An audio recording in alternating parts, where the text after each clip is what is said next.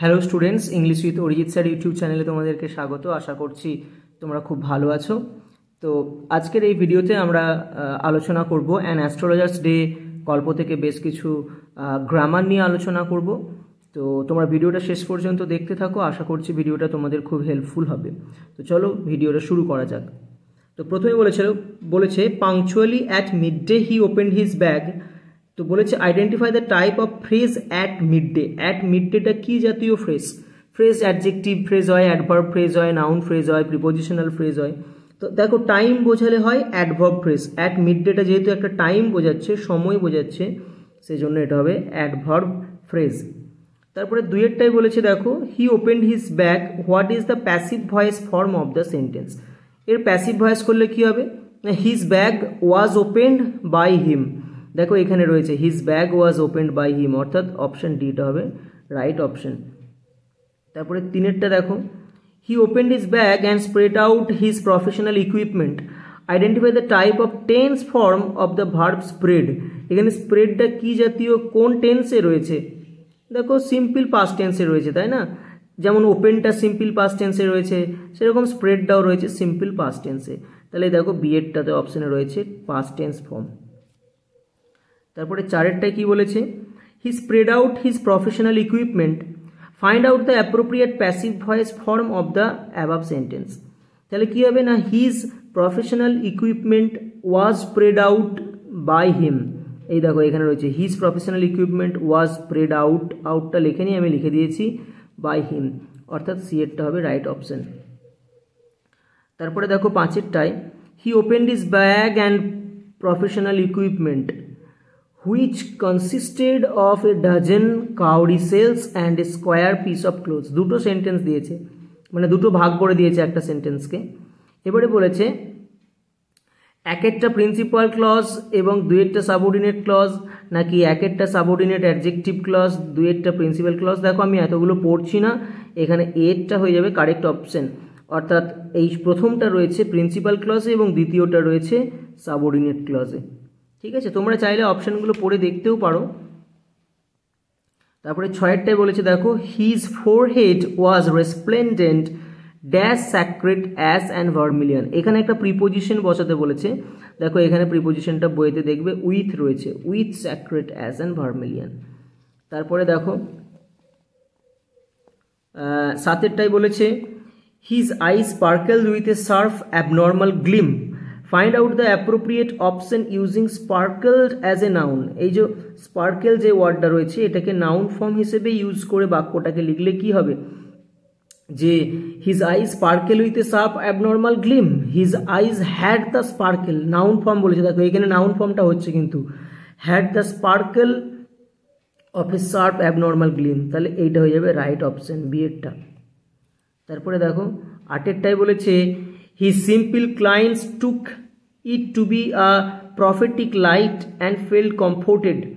Choose the most appropriate complex sentence out of the following options. এটাকে complex সেন্টেন্সে লিখলে কি হবে, যে his simple clients who took it to be a prophetic light, felt comforted. His simple clients felt comforted as they took it to be a prophetic light, এটাও ঠিক। When his simple clients took it to be a prophetic light, they felt comforted। তাহলে এটাও কিন্তু এই তিনটে অপশনই কিন্তু সঠিক complex sentence হচ্ছে, তার মানে অল অফ দ্য অ্যাবাভটা হবে এখানে সঠিক আনসার। নাইটটাই দেখো his eyes were considerably enhanced by their position. এখানে অ্যাকচুয়ালি সেন্টেন্সে ছিল the power of his eyes were considerably enhanced by their position.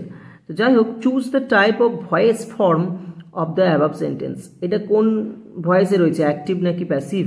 তাহলে দেখো এই যে ওয়ার রয়েছে প্লাস ভার্বের পাস্ট পার্টিসিপল ফর্ম রয়েছে, তার মানে এটা হয়ে যাবে কি না প্যাসিভ ভয়েসে হয়ে যাবে এটা। তারপরে দেখো দশেরটাই কি বলেছে, they were placed between his painted forehead, what is the part of speech of the word painted. দেখো পেইন্টেডটা এখানে একটা অ্যাডজেক্টিভের মতো কাজ করছে কিন্তু, ঠিক আছে, পাস্ট পার্টিসিপল অ্যাডজেক্টিভ হিসেবে কাজ করছে। দেখো এখানে অপশানে দিয়েছে past form of paint, past participle verb form of paint, না ভার্ব ফর্ম নয়, past participle adjective form of paint, এটা হচ্ছে পেন্টের পাস্ট পার্টিসিপেল ফর্ম যেটা অ্যাডজেক্টিভের মতো কাজ করছে, ঠিক আছে। তারপরে দেখো 11টায় কি বলেছে, to crown the effect the he wound a saffron coloured turban around his head. In what tense is the verb wound used? এখানে উন্ড ওয়ার্ডটা কোন টেন্সে রয়েছে, উন্ড ভার্বটা? তো এটাও দেখো সিম্পল পাস্ট ফর্মে রয়েছে, তাহলে দেখো পাস্ট ইনডেফিনাইট টেন্সে রয়েছে বিয়েরটা। তারপরে 12টায় কি বলেছে দেখো, what is the present form of the verb wound? উন্ডের প্রেজেন্ট ফর্ম কি না, উইন্ড হচ্ছে উন্ডের প্রেজেন্ট ফর্ম। তারপরে 13টা দেখো, he wound a saffron colour turban around his head, pick out the most appropriate passive voice form of the sentence. অর্থাৎ passive voice কি হবে এটার? তাহলে a saffron colour turban was wound around his head by him, তাহলে কোনটায় রয়েছে দেখো, a saffron colour turban was wound around his head by him, তাহলে এইটাতে রয়েছে, অর্থাৎ বিয়েরটা হবে কারেক্ট অপশন। 14টা কি বলেছে দেখো, this colour scheme never failed, pick out the most appropriate affirmative sentence from the affirmative sentence form from the alternatives given below. অর্থাৎ এই সেন্টেন্সটাকে যদি অ্যাফার্মেটিভ করা হয় তাহলে কি হবে দেখো, অপশন বলেছে this colour scheme always passed, এটাও ঠিক। This colour scheme always attracted, এটাও ঠিক। This colour scheme naturally caught up, এটা লেখা, এটা দরকার নেই। তাহলে দেখো এই 1 আর 2 এ এবং বি দুটো ঠিক হচ্ছে, তার মানে ডি এর অপশনটা হবে right option.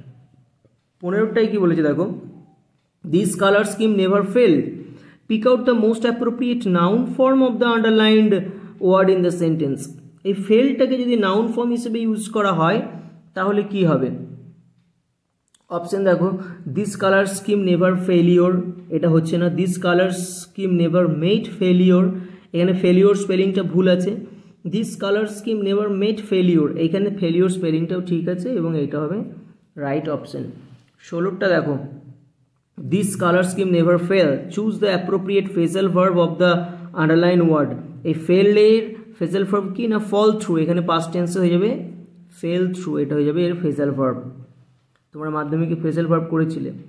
People were attracted to him, choose the most appropriate passive voice form.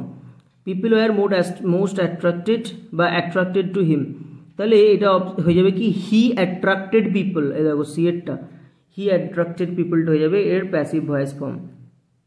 তারপরে অ্যাক্টিভ ভয়েস, এটা দেওয়া আছে প্যাসিভ ভয়েসে, এটা অ্যাক্টিভটা হবে হি অ্যাট্রাক্টেড পিপল। তারপরে he sat under the boughs of a spreading tamarind tree, identify the parts of speech. Spreading দেখো এটা এখানে অ্যাডজেক্টিভের মতো কাজ করছে, ঠিক আছে। তাহলে এটা এবং এটা হচ্ছে ভার্বের প্রেজেন্ট পার্টিসিপেল ফর্ম, তাহলে এটা দেখো এতে রয়েছে present participle form used as adjective, তাহলে এটা হয়ে যাবে রাইট অপশন। তারপরে দেখো 19এরটা, a surging crowd was always moving up and down, moving up and down, identify the parts of speech of the underline word. একটা দেখো সার্জিংয়ে আন্ডারলাইন করা রয়েছে এবং একটা মুভিংয়ে আন্ডারলাইন করা রয়েছে, তাহলে সার্জিংটা কি আর মুভিংটা কি? দেখো বলেছে 1 এবং 2 দুটোই প্রেজেন্ট পার্টিসিপেল ফর্ম না, সার্জিংটা প্রেজেন্ট পার্টিসিপেল কিন্তু মুভিংটা কিন্তু প্রেজেন্ট পার্টিসিপেল নয়। 1 এবং 2 দুটোই পার্টিসিপেল অ্যাডজেক্টিভ নয়, প্রেজেন্ট পার্টিসিপেল অ্যাডজেক্টিভ এটা ঠিক, আর প্রেজেন্ট পার্টিসিপেল ভার্ব এটা কিন্তু প্রেজেন্ট পার্টিসিপেল ভার্ব, তাহলে সি এরটা হবে রাইট অপশন। তারপরে দেখো 20টাই বলেছে seller of stolen hardware, what type of word is the underline word. এই যে স্টোলেনটা এটাও কিন্তু হচ্ছে অ্যাডজেক্টিভ হিসেবে ব্যবহার করা হয়েছে, এটা হচ্ছে পাস্ট পার্টিসিপেল ভার্বের পাস্ট পার্টিসিপেল অ্যাডজেক্টিভ, তাহলে দেখো এই যে past participle adjective form of still, C এরটা হবে রাইট অপশন। 21এরটা দেখো, next to him in vociferousness came a vendor of fried groundnuts, which of the following option is the most appropriate sentence in proper grammatical sequence. এর মধ্যে কোনটা proper grammatical সিকুয়েন্সে রয়েছে? এই সেন্টেন্সটাকে যদি প্রপার গ্রামাটিক্যাল সিকুয়েন্সে লেখা হয় তাহলে কী রকম হবে? দেখো আমি এখানে অপশানটা বলে দিচ্ছি তোমাদেরকে, এই যে বি এরটা হবে right option, a vendor of fried groundnuts came next to him in vociferousness, এটা হবে রাইট গ্রামাটিক্যাল অর্ডারে লিখলে। তারপর এটা বলেছে দেখো, who gave his war a fancy name each day which will be the most, দাঁড়াও, which will be the most appropriate answer if name is used as a verb।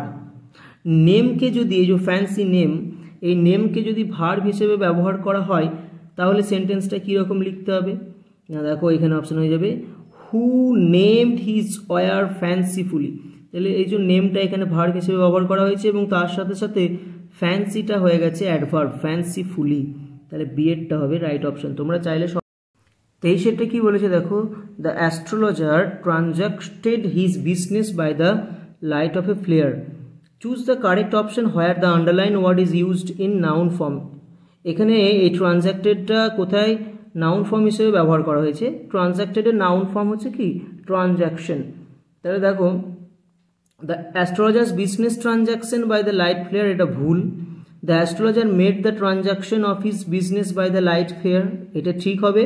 The astrologer had his business transaction by the light flare, এটাও ঠিক। তাহলে both B and C are correct, এইটা D এরটা হবে right option. 24 কি বলেছে দেখো, one or two has hissing gas lights, identify the type of underline word। এখানে হিসিংটা কি রকমের শব্দ, তাহলে হিসিংটা হয়ে যাবে কি না একটা পার্টিসিপেল অ্যাডজেক্টিভ। তারপরে 25 দেখো, some had naked flares stuck on poles, identify the type of word। তাহলে এখানে নেকেডটাও কিন্তু একটা পার্টিসিপেল অ্যাডজেক্টিভ, অর্থাৎ ভার্ব থেকে অ্যাডজেক্টিভ তৈরি করা হয়েছে। This suited the astrologer, pick out the correct option where the underline word is used as adjective. এই সুটেডটা কোথায় সঠিকভাবে অ্যাডজেক্টিভ ফর্মে ইউজ করা হয়েছে।